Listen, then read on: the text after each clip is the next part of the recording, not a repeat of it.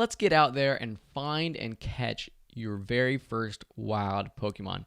The coolest part about Pokemon Go is that you're actually interacting with your environment. Based off of Google Maps, Pokemon Go sees where you are.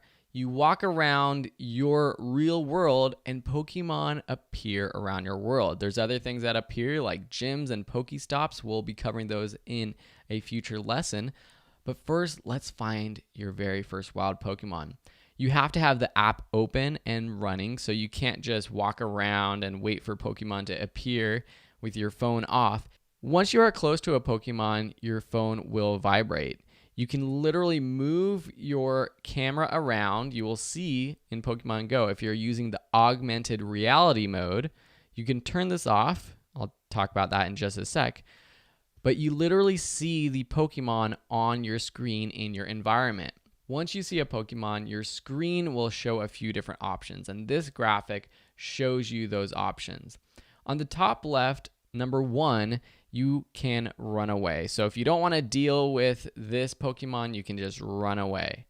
In the top right, you can toggle on or off AR mode. This is the augmented reality mode.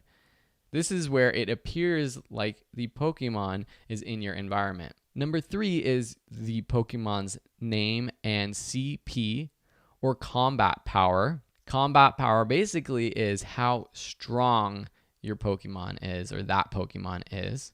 Number 4 is the target ring. This is where you're going to be aiming the Pokeball to try to catch this Pokemon.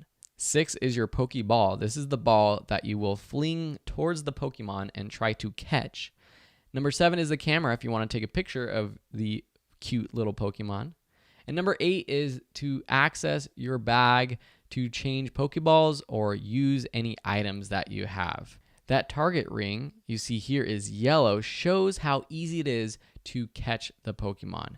Green is the easiest, yellow is intermediate, and red is the most difficult. Depending on the type of Pokemon, where you're at, this difficulty will change. The ring will also change size. So the smaller the ring size is, the better chance you have of actually catching the Pokemon. All you have to do is with your finger, fling the Pokeball up towards the Pokemon. This might take a couple tries, but try to get it right in the middle of that ring.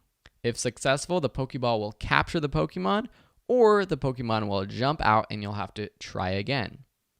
A quick tip for bonus points: when you fling your Pokeball, drag and rapidly spin the Pokeball in a circular motion before you release with your finger. Takes a little bit of practice, and you'll receive a curveball bonus.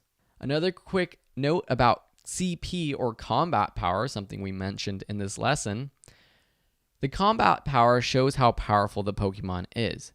Once you catch that Pokemon, you can actually increase their CP with 2 things: Stardust and candies.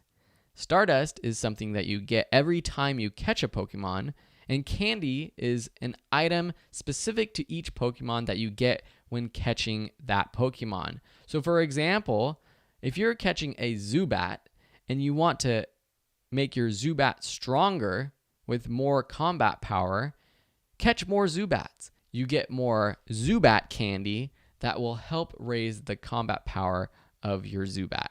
Another thing to note is your Pokeball has levels. The higher performance balls like Great, Ultra, and Master Balls increase the ability to catch wild Pokemon. You can access these from your bag, but you won't be able to get these Pokeballs yet. You have to level up your character, something we'll talk about more later, and you will have to find them and get them at Pokestops. Another thing we'll talk about in just a minute. Your own character level, you as the Pokemon Master, it increases as you catch more Pokemon. And this allows you to see higher combat power Pokemon in the wild. So when you're just starting, you're going to see a lot of basic Pokemon like Zubats and Pidgeys.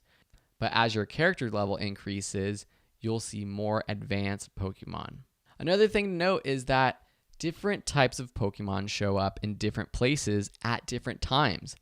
You'll probably find more water Pokemon by lakes, oceans, rivers, and maybe some more grass-type Pokemon in rural areas. We'll talk more about types of Pokemon later. Different Pokemon might come out at night versus during the day as well. So go out, have fun, start catching Pokemon, practice your Pokeball flinging, and if you need help navigating the map, check out our next lesson, which will walk you through your Pokemon Go map.